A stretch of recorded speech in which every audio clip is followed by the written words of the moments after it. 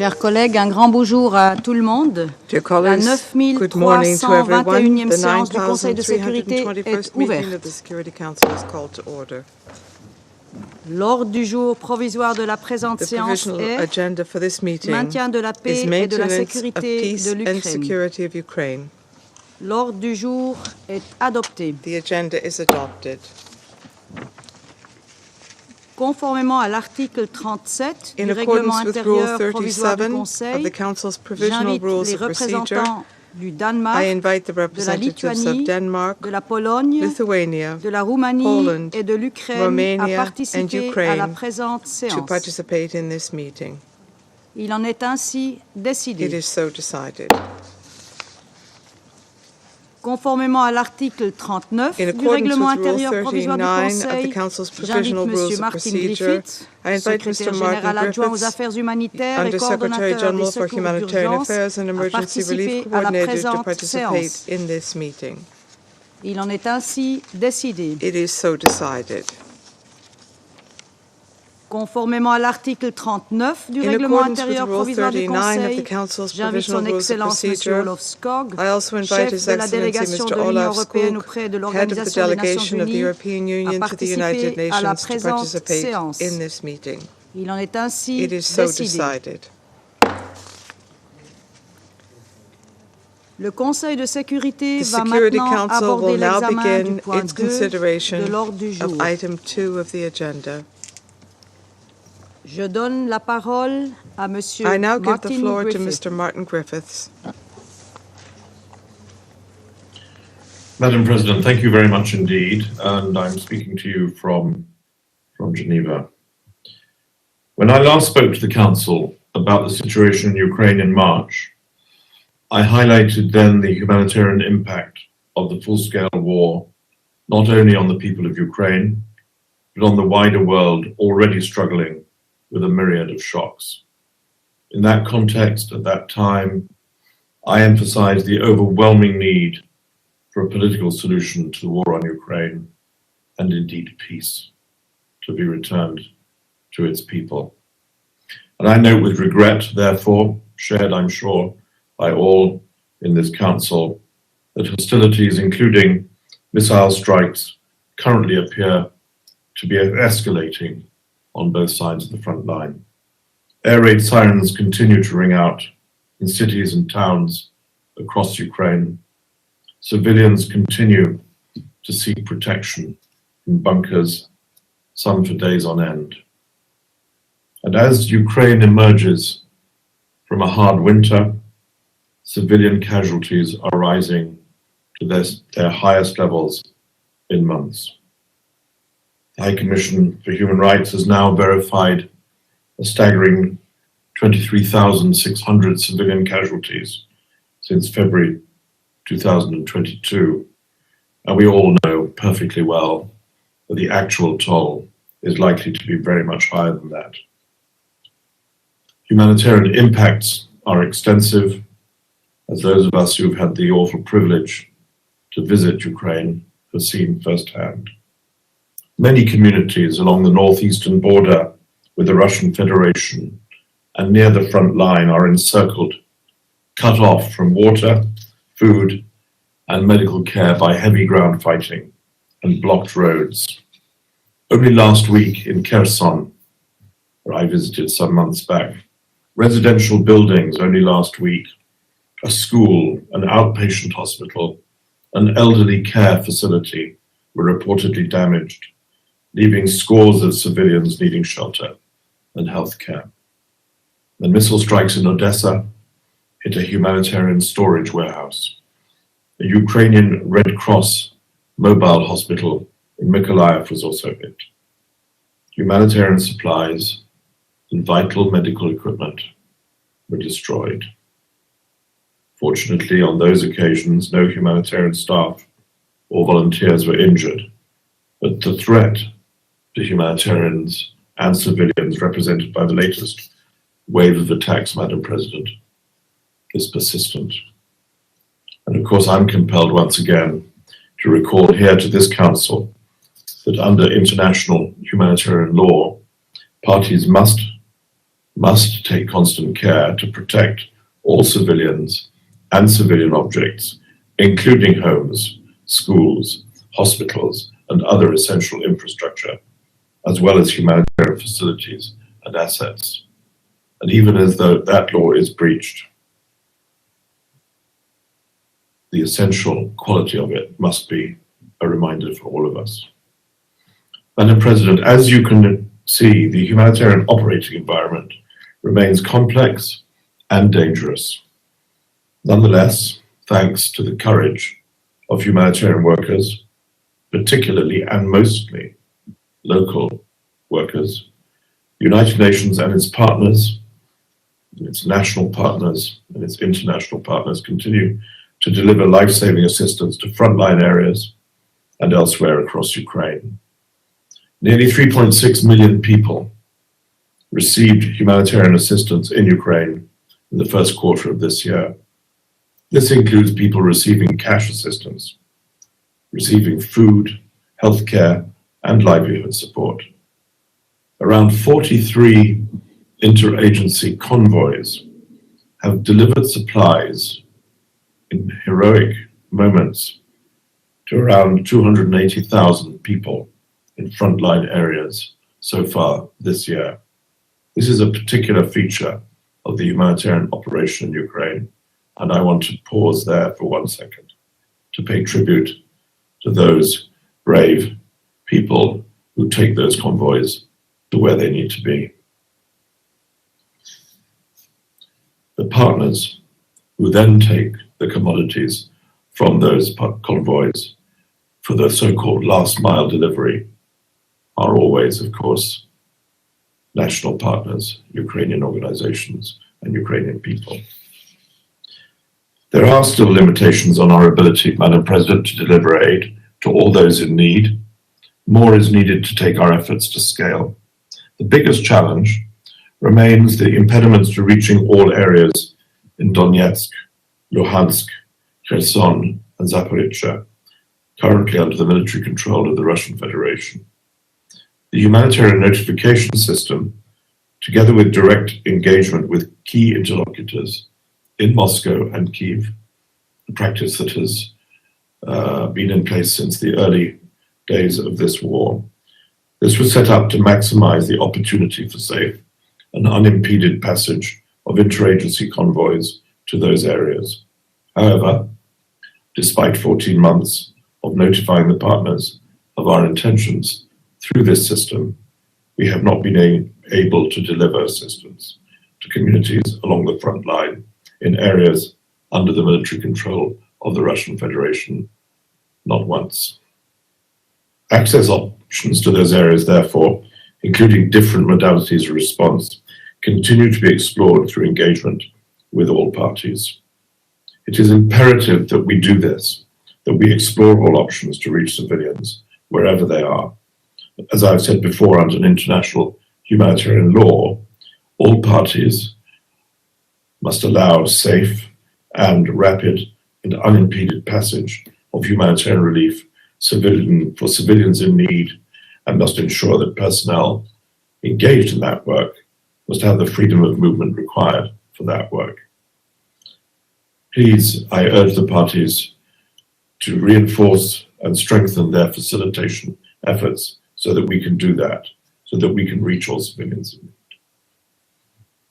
Madam President, food exported under the Black Sea Initiative and food and fertilizer exports from the Russian Federation continue to make a crucial contribution to food security at a global level.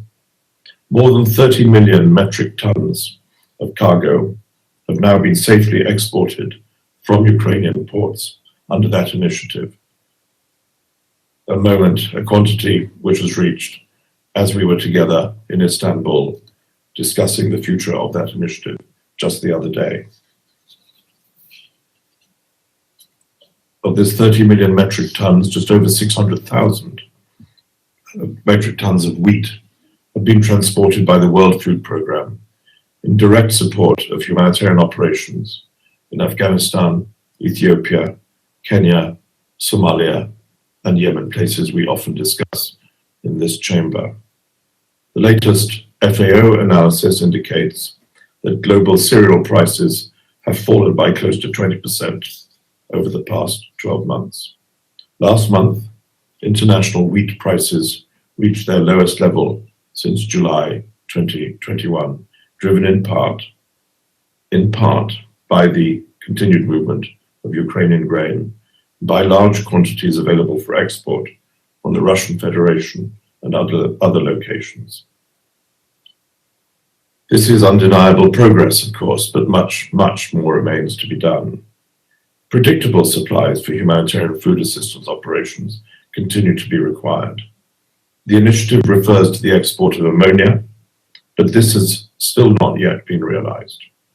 Over the past month, we have also, unfortunately, seen a reduction in the volumes of exports moving out of Ukraine's Black Sea ports due to challenging dynamics within the Joint Coordination Center set up by that agreement of 22nd of July last year in Istanbul, and thus a related slowdown in operations.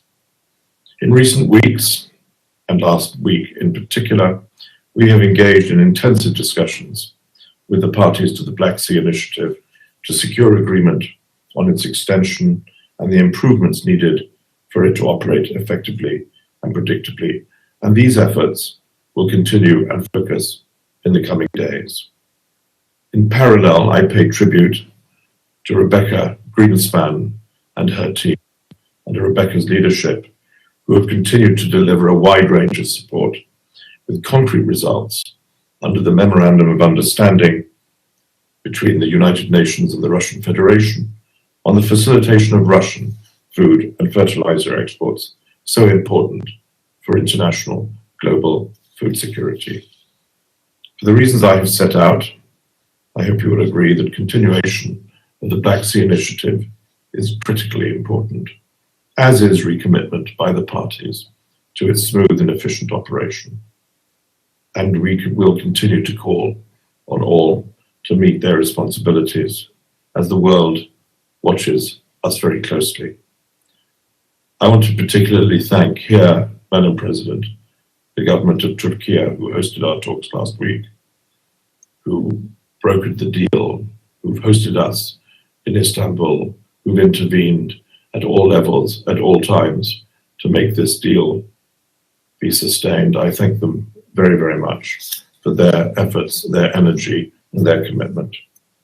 Madam President, it is clear that the people of Ukraine and millions around the world ill afford a continuation of this war. More than ever, they need an end to hostilities and a political solution to end the conflict. And I am one of those who therefore calls on the Council and all member states to support any efforts that may bring about an end to the carnage and destruction we have seen so clearly, so vividly, and so continuously. In the meantime, Madam President, the United Nations and its humanitarian partners remain committed to safeguarding the life and dignity of persons affected by war and to the pursuit of peace, whether it be today, tomorrow, or in the weeks to come. I thank you for this opportunity. Thank you. Je remercie Monsieur Griffith de son exposé. I thank Mr. Griffiths for his Et je donne briefing, maintenant la parole and aux I now membres du give the Conseil floor qui to souhaitent faire une déclaration. those members of the Council who wish to make Je donne la statements. parole I give aux the floor représentants de la to the France. representative of France. Madame la Présidente, Madam President, je remercie Monsieur Griffith pour I son thank intervention. Mr. Griffiths for his statement. Le secrétaire général des Nations Unies The United l'a affirmé Nations clairement le Secretary 22 General février clearly dernier, affirmed the following on the alors que ce 22nd Conseil of se February when the réunissait Council was un an meeting exactement exactly one après le year to the déclenchement date after par la Russie de the cette guerre contre unleashing by l'Ukraine. Russia of this war against Je le cite. Ukraine, and I will quote the Secretary General. L'invasion de l'Ukraine par la Russie est Russia's un invasion affront of à la Ukraine is conscience an collective. affront to our collective C'est une conscience. violation de It la is Charte a des Nations violation Unies et of du the droit UN Charter international. and of international Elle law. remet en cause les principes It challenges et valeurs the fondamentaux de fundamental notre système values and multilatéral. principles of our Ses multilateral system. conséquences sur les plans humanitaires It is having et des droits humains sont dramatic dramatiques. humanitarian and human rights consequences. Fin de citation. End of the quote. Le bilan de cette guerre The ne toll of cesse de this war s'alourdir. continues to Depuis le rise. 28 avril, Since the l'armée russe 28th a of repris April, ses the frappes Russian aériennes army à has grande échelle resumed its sur large-scale l'ensemble du territoire airstrikes ukrainien. throughout the Ukrainian L'agression territory. russe a déjà Russian fait au moins aggression 23 has 000 already victimes civiles, led dont plus de to 1000 enfants. Ce 23,000 chiffre ne civilian représente qu'une victims, fraction du including bilan réel, 1,000 children. This dans la mesure où figure le only processus de represents a vérification fraction se of the heurte à real d'immenses toll. difficultés, It notamment à is l'impossibilité difficult d'accéder aux zones to temporairement verify occupées the par la figures, Russie. particularly in Les journalistes hard-to-reach, qui couvrent le temporarily conflit avec courage occupied pour établir les zones faits sont temporarily aussi occupied by Russia. exposés, Journalists comme le covering the démontre conflict tragiquement courageously la mort du in order journaliste to français determine the Armand facts have also been Soldin. exposed, as we have Sur le tragically territoire seen with the ukrainien, death près de of 18 journalist, millions French de journalist personnes ont Armand besoin Soldin. d'une assistance On humanitaire. Ukrainian territory, La some France 18 continuera de million témoigner de people sa need solidarité aussi humanitarian longtemps que assistance, nécessaire, and France will en continue to show répondant its à ses besoins solidarity via son aide to bilatérale the et dans le Ukrainian cadre people européen, as ainsi qu'à long as it's travers son necessary by soutien aux responding Nations to their Unies, needs aux through our ONG et aux bilateral autres aid, acteurs humanitaires. through our Madame European la framework, Présidente, as well as through our support of the depuis United février Nations, NGOs, 2022, and through other la humanitarian Russie a actors. perpétré Madam d'innombrables President, violations du since droit February international 2022, the humanitaire et du Russian droit authorities international have des droits carried de out l'homme. countless violations of Certaines international sont humanitarian law and constitutives international de human crimes de rights guerre, law. voire de crimes These contre are l'humanité. tantamount to war Elle a crimes, pris even crimes against intentionnellement pour humanity. cible la It has population et les intentionally targeted the infrastructures civilian civiles. population and Les crimes infrastructure. perpétrés contre des These civils, les crimes tueries, les viols, les perpetrated attaques against délibérées contre des civilians, hôpitaux, killings, des écoles, des maternités, les déplacements rapes, forcés de deliberate population, attacks against les hospitals, schools, déportations et maternity transferts clinics forcés have d'enfants led ne to doivent pas rester forced impunis. displacements of La the lutte contre population, l'impunité and est indispensable deportations and forced car il n'y a transfers pas of de paix children durable sans cannot go justice. unpunished. La France est résolument engagée pour We que les must combat responsables des impunity because exactions there is no massives lasting répondent de peace leurs without actes et soient traduits en justice. France justice. is Elle a resolutely récemment determined fait to ensure don that those d'un deuxième responsible for these laboratoire massive mobile exactions d'analyse ADN in the à Russian l'Ukraine aggression against pour Ukraine faciliter will la be documentation de ces held crimes. accountable for their acts and brought to justice. Madame la Présidente, It la has guerre recently made d'agression russe a contre donation of a l'Ukraine a sur ce second pays et sur mobile le monde des DNA répercussions analysis négatives lab to Ukraine to considérables dont la facilitate Russie porte documentation of seule these l'entière crimes. The responsabilité. Russian war of aggression En against envahissant l'Ukraine, Ukraine la Russie a has aggravé considerable negative repercussions l'insécurité on this et la country and on the world, and malnutrition Russia mondiale. is solely En responsible. By invading restreignant les Ukraine, exportations maritimes Russia via la mer Noire, la Russie a choisi worsened d'exploiter global les security and vulnérabilités malnutrition de by certains pays restricting aux maritime fluctuations exports des marchés via the des Black Sea. céréales. Russia has chosen to exploit Nous appelons la the Russie à ne pas faire vulnerabilities of obstacle au some prolongement de countries who are l'initiative vulnerable céréalière de la to mer Noire the grain qui market bénéficie aux populations les plus fluctuations. vulnérables. La France We call on Russia continuera, not to avec ses oppose partenaires the européens, Black Sea Grain à Initiative intensifier son benefiting action the most pour vulnerable réduire les people. risques France will continue d'insécurité with its alimentaire. Elle European le fera partners notamment to à travers les act to corridors reduce de food solidarité de insecurity, and we l'Union will do this européenne qui ont permis primarily through jusqu'ici EU solidarity l'exportation par voies corridors, which fluviales et have terrestres allowed for the de plus de export by 32 land and millions sea de of tonnes de more than céréales et 32 autres million produits tons of alimentaires. grain and other foodstuffs. Madame la Présidente, Madam je President, conclurai en I will citant à conclude nouveau by le quoting the secrétaire Secretary général des General Nations of the Unies, United Nations once again. qui n'a eu de cesse de He rappeler has que la charte continued était to claire recall that et la the charter position is de clear l'organisation and the sans position of équivoque. this organization is La guerre que unequivocal. mène la Russie, The je war cite, n'a carried pas de out by Russia, place and dans I le monde quote, moderne. has no place Elle ne in our doit pas modern être world, and acceptée. it must not be Il est grand accepted. temps de It is high s'éloigner du time to précipice. step back from the brink. Fin de citation. Nous savons End of the qu'une paix quote. juste et We durable know that a doit just être and fondée lasting sur la Charte peace des Nations must be Unies based on the et UN sur le droit Charter and international. on international La law. France continuera de se France will tenir aux continue côtés to de stand l'Ukraine by pour Ukraine parvenir à celle-ci. Je vous to remercie. make sure that that Je happens. remercie le Thank you. I représentant de la thank the France de sa representative of déclaration. France for Je his passe maintenant statement, la and I now parole give au the floor to the représentant de l'Équateur. representative of Ecuador. Le agradezco, señora presidenta, Madam por haber President, convocado I thank you esta for having sesión a pedido de convened Francia y el this Ecuador. meeting at the request of France Agradezco and también Ecuador. al I'm also secretario general grateful adjunto to de Asuntos Humanitarios y USG coordinador for del Humanitarian Socorro de Affairs and Emergencia, Emergency Relief señor Coordinator, Martin Griffiths, Mr. Martin por su Griffiths, for his exposición informativa. very enlightening briefing. Reitero además el Once again, reconocimiento I de mi reiterate delegación my por la delegation's valiosa recognition labor de OCHA en el of the terreno. valuable work Y done by asimismo OCHA on the reconozco ground, los and we also esfuerzos de ACNUR, recognize the el efforts of the CICR y las UNHCR, the organizaciones humanitarias ICRC, humanitarian en medio organizations de un as well, contexto who are de working máximo riesgo. in a very risky Llamamos environment, a la and Federación we Rusa call on the a que Russian facilite Federation los to accesos facilitate seguros en safe los territorios que access tiene control to temporal, the como territory ha temporarily mencionado under el its señor control, Griffith. as Mr. Griffiths Con has una mentioned. quincena With de some millones de 15 million personas en people situación de movilidad on the move entre refugiados y desplazados between internos, refugees and las internally condiciones displaced humanitarias persons, se the siguen humanitarian deteriorando conditions y continue las to necesidades deteriorate, crecen and the debido a la needs continue to continuación de las grow due hostilidades. to ongoing Esta hostilities. situación de This desplazamiento situation of displacement afecta principalmente primarily a las affects mujeres women y niñas, and girls. que son las más They are the expuestas a la ones who are violencia y most abusos, exposed to violence incluyendo and la abuse, violencia sexual. including sexual violence. Por otro lado, millones de Moreover, personas que han millions of retornado a people sus who have hogares returned to their siguen homes siendo sometidas a continue los to desafíos face the de los servicios challenges of limitados limited y la services, infraestructura crítica destruida, así como al to estrés de la be inestabilidad. exposed to Nos destroyed aflige, critical además, infrastructure, and que they las víctimas face the civiles stress sigan of aumentando, instability. con cifras que dan cuenta de The miles figures de show fallecidos y that heridos, como millions también nos ha of referido civilians el have señor died and have been Griffith wounded. hace unos The civilian momentos.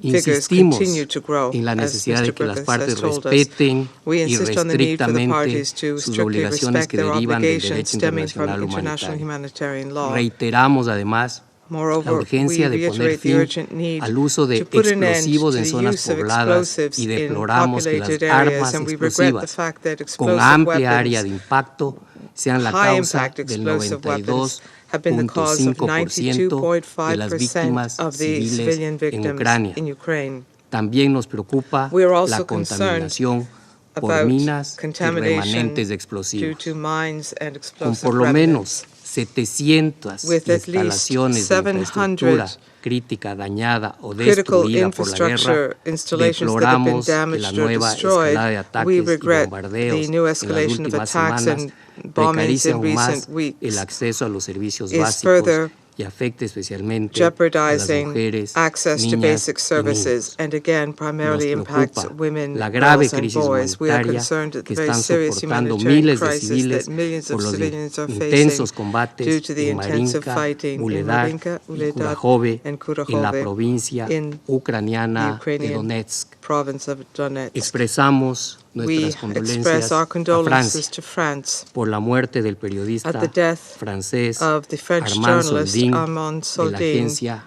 from AFP. the AFP El pasado 9 de agency mayo, on the 9th of en la May cercanía de Bakhmut, near en el Bakhmut este de in Ucrania, the east of como Ukraine consecuencia de las as hostilidades. a result of con misiles. hostilities Esto involving suma missiles. a la tragedia que el conflicto ha This has significado added to the también tragedy which para this el conflict periodismo. has represented Reconocemos el rol for significativo de los reporteros journalism as en well. la We recognize the documentación y significant role difusión of de reporters la in realidad documenting de and la guerra. disseminating the reality of the war. Señora Presidenta, Madam distinguidos President, colegas, distinguished nos colleagues, sigue preocupando el continue to be espectro concerned de about una the catástrofe specter nuclear, of a en nuclear particular en Zaporilla, catastrophe, y particularly in llamamos a las Zaporizhia, and partes we a call on the tomar todas parties las to medidas take all necesarias necessary para measures preservar a la to planta preserve nuclear de the cualquier nuclear accidente. plant and to make Expresamos sure nuestro that apoyo no a los accidents esfuerzos de la happen. We Organización express our support Internacional de Energía Atómica for en la the materia e instamos a efforts este of the Consejo IAEA, a apoyar and we sin call on ambigüedades this a la council OIEA. unambiguously to support the La próxima IAEA. semana Next conmemoraremos week, we el will quinto commemorate aniversario the de la fifth resolución anniversary of Resolution 2417, con la 2417, cual este with Consejo which this instó a council todas las urged partes all a parties garantizar el buen to guarantee funcionamiento the de los proper sistemas functioning y los mercados de alimentación of en food situaciones de systems and conflicto markets armado, in a la vez que conflict insistió situations. a todas las partes a And we also proteger a los urged all civiles parties to y los protect bienes civilians necesarios para la and producción goods y distribución required de for the alimentos. production and Por otro distribution lado, of food. seguimos Moreover, lamentando we el continue impacto to de esa regret the agresión impact militar of this sobre military la aggression seguridad alimentaria on food, global. global En este food contexto, security. And in this hacemos context, un llamado a que de ninguna manera we se detenga appeal la implementación de la iniciativa del there grano del should Mar be Negro no further y que por el opposition contrario to se the prorrogue de implementation of the manera Black Sea Grain indefinida Initiative, mientras and that we dure should el continue to conflicto. extend that initiative Finalmente, indefinitely as long as the insistimos conflict en la lasts. And necesidad finally, de que este we Consejo insist on y the sus need for this miembros Council se and its guíen por las members resoluciones to be adoptadas en guided by el periodo resolutions adopted extraordinario de sesiones de during emergencia de la the Asamblea General General y Assembly's special reiteramos emergency nuestra session, convicción and we de que reiterate urge our un conviction proceso de paz that we basado must en el urgently respeto begin a peace irrestricto de la process soberanía, based on integridad strict respect for the territorial sovereignty, e territorial independencia integrity, and política political de independence Ucrania of Ukraine, con miras a with a avanzar view hacia to la moving forward reconstrucción towards y las rebuilding reparaciones de and conformidad con el derecho reparations in internacional. accordance with Muchas international gracias. law. Thank Je you. remercie le représentant de I l'Équateur thank de the sa representative of déclaration. Je Ecuador passe for his maintenant la statement. I parole au now give the représentant floor de to the l'Albanie. representative of Albania. Merci, Madame la Thank you, Présidente. Madam. I thank USG Griffiths for his update. We pay tribute to his efforts and work, as well as of the entire OCHA team, to meet the humanitarian needs in Ukraine and elsewhere to alleviate the suffering of people everywhere. Colleagues, after 16 months, the special Russian military aggression has stalled on the ground, but it has not stopped, and it has not been less deadly. Beyond casualties and destruction along the front lines, missiles and illegally acquired drones continue their deadly attacks against innocent civilians, their homes, and civilian infrastructure. The USG just shared a sobering account of the latest escalations and their consequences. International law prohibits aiming at civilian buildings, and nothing justifies it, if not to instigate fear. Fear helps authoritarian regimes to impose total control over their people, and fear in warfare is used to terrorize civilians. But the truth is that after 446 days of relentless war, Ukrainians have not surrendered, and all attempts to terrorize them have just made them fight back harder. After 10 months of grueling fleet assaults, Bakhmut tells one of the key stories of this absurd war. If Mariupol became the ugly face of this war and the symbol of brutality, Bakhmut, already a site of tragedy, will be known as the symbol of Ukrainian resistance. Yet, the painful reality is that more than 23,000 civilians have been killed or wounded. Only during the first week of May, OHCHR recorded 221 civilian casualties in Ukraine. Kremlin may keep saying that Russia is not fighting the Ukrainian people. This does not even come close to a bad joke. It is Ukrainian civilians that are dying under the Russian bombs and shells. Those 14 million people uprooted from their homes, those 18 million requiring humanitarian assistance and protection, unable to afford or access enough food, and the thousands of children systematically abducted have one thing in common. They are all Ukrainians.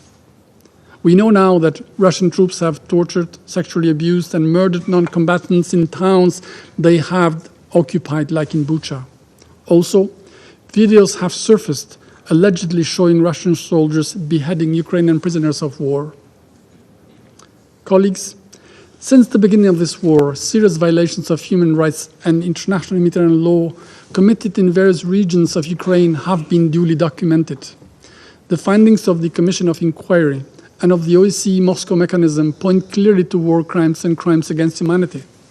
Evidence will one day be presented to the court of law for accountability. But among all the crimes committed in Ukraine, the most incomprehensible and inhuman are those committed against children. Everywhere, in every culture, children are associated with innocence, and the need for care and protection, and crimes against them are seen as particularly revolting, because they are. The forcible mass deportation of Ukrainian children to Russia, disguised under different false names or initiatives, is nothing less than a re-education process in total denial of children's rights. It is indefensible. We expect the yearly report of the Secretary General on Children and Armed Conflicts to include the effects of military aggression in Ukraine, the military aggression Ukraine has had on children.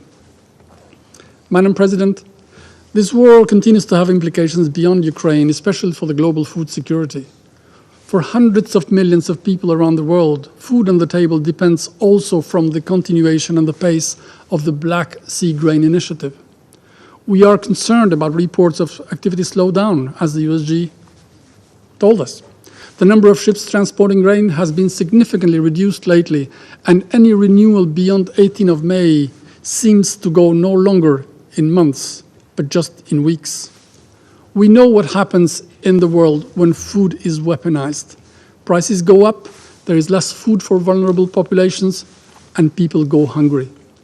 One does not sit in the Security Council to deny food to those in need. Therefore, we call for the initiative to be extended as part of the global humanitarian response in a way and for a period to provide the necessary assurances and confidence to markets and people. Madam President, 2 days ago in Germany, President Zelensky and the people of Ukraine were awarded the International Charlemagne Prize of Aachen for their fight to defend their country, but also Europe and its values. The contrast could not be more striking. A leader defending its country and its people, fighting for independence, is welcomed, honored, respected, and revered everywhere. Another one, the author of the worst security crisis in Europe for decades, is under arrest warrant by international justice. Colleagues, there is never a bad time to stop a war, especially one that should not have started. Russia must understand that it cannot have its way in Ukraine and that it cannot decide for its people and their future. It would far better be to unconditionally, completely and immediately withdraw from Ukraine, respect its internationally recognized borders. Until this is done, and until reason has prevailed, we will continue to stand in full solidarity with the government and people of Ukraine in the defense of their nation, their land, and our shared values. Je vous remercie. Je remercie le représentant de l'Albanie de sa déclaration. Et je passe maintenant la parole au représentant du Mozambique. Madam President, Mozambique thanks Under Secretary General Martin Griffiths for his update.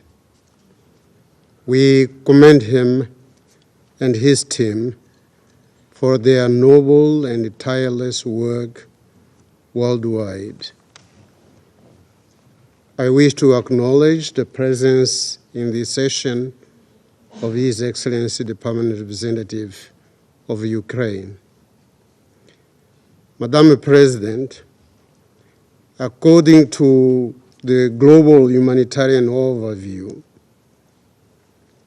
2023 published by OCHA, and I quote, "This year, grinding conflict, the deadly climate crisis, and health epidemics, including cholera and COVID-19, caused record levels of hunger and displacement, worsened poverty, and put equality for women and girls increasingly out of reach. As a result, 1 out of every 23 people worldwide now needs humanitarian relief, more than double the percentage just 4 years ago. End of quote. This is a bleak and terrible scenario, and it is heartbreaking to know that conflicts remain the major driver of humanitarian crisis, and more so in Ukraine. The humanitarian action is an imperative that aims to better address the demands of those in need, particularly in terms of protection and assistance. Madam President, notwithstanding all existing international legal framework that govern the protection of civilians, including the humanitarian dimension, guaranteeing effective protection of civilians in conflicts remains a formidable challenge. It is our principal position that humanitarian work must be given a high priority. In this context, we call on the parties in Ukraine to take urgent measures that can allow for an environment conducive to conditions for aid distribution, safeguards of aid delivery, reconstruction, and fostering long-term peace and reconciliation in the country. We reiterate our urgent call for the belligerent parties to immediately return to direct negotiations conducted in good faith. We believe that peace initiatives put forward by a number of states, including member states of this Council, should be given a chance. Political settlement is the right way to address humanitarian problems.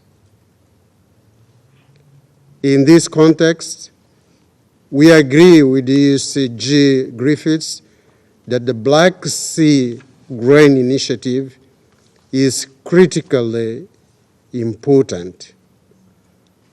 We therefore call for the Black Sea Grain Initiative, which is due to expire this week, to be renewed, improved, and expanded in line with the findings of the Secretary General's Global Crisis Response Group on Food, Energy, and Finance.